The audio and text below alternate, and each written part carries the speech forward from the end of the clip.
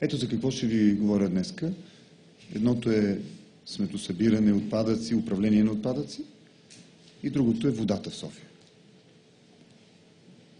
По отношение и на двете, мога да кажа, че се управлява отношението с концесионерите във вреда на гражданите на София.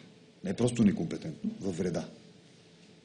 Значи, че преди господин Борисов бих казал дори престъпно, по времето на господин Борисов със сигурност е некомпетентно.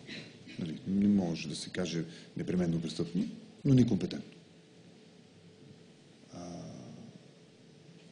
Това са нещата, които ние се ангажираме, с които аз се ангажирам. На първо място, по отношение на сметосъбирането, интегрирано управление на отпадъците. Това е много важно да бъде разбрано от всички. Не просто ще направим завод, не просто ще се разберем с суходолци, не просто ще направим качествено депо, не просто ще правим разделно събиране на отпадъците. Това е сложна, интегрирана система. Един град, по принцип, и неговата вода, и неговите пътища, и неговите строежи, и неговия транспорт са сложна система. Значи, първият огромен скандал е, че балирането все още продължава. Значи, това е скандал и от финансова гледна точка, и от гледна точка на сигурността на гражданите, и от гледна точка на загуба на достоинство за всички българи. Станахме за смях.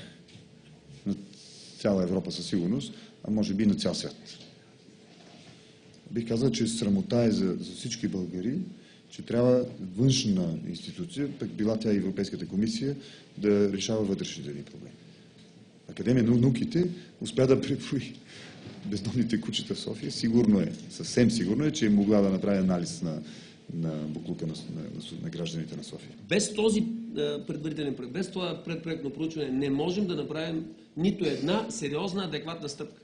И имаше опит, ако си спомняте, един голям скандал, си спомняте за една шведска фирма, макар и известна, Техниска Веркен, която беше някъде там с някакъв консорциум с СААП или нещо подобно. Нямам нищо против фирмата, но тогава за малко бяхме изпуснали нещата. Някой пак беше тръгнал да взема бързи решения. Такива бързи решения ги знаете. Концесията за водата, концесията за сметосъбиране и сметоизвозване.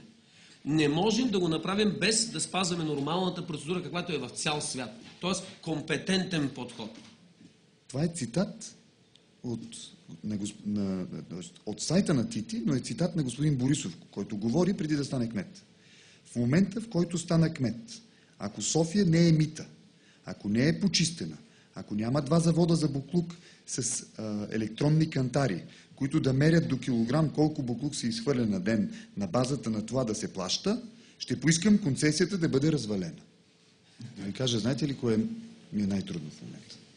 Срещите с избиратели, на които те ми казват: толкова обещаваха всички. Как да ви вярваме? Аз ненавиждам да не ми се вярва, защото винаги казвам истината. За 18 месеца се отваря Суходол. Спираме балирането веднага. Спестяваме 30 милиона лева, 1/3 от разходите. В срок от 18 месеца изграждаме депо, изграждам, както пише тук, няма сам. Такъв за правене на дупки не е, нали? Казвам, аз поемам ангажимент от името на екипа си и на общинските съветници. А в срок от 24 месеца изграждаме завод за преработка на отпадъци. Грешка. Не е отпадъци. Поправи го. В срок от 18 месеца затварям Суходол. В срок от 30 месеца рекултивирам района и изграждам екопарк. Уникален. Какво печелим от този екопарк? Печелим, че там хората ще го превърнем от едно от най-миризливите в зона за отдих и възпитаване и формиране на нов менталитет, защото това ни липсва. Това е големия проблем с управлението на отпадъците. Екологичната култура и така нататък. Това е новината, бих казал тук, и по този начин ще действаме специално при решаване на проблема с отпадъци.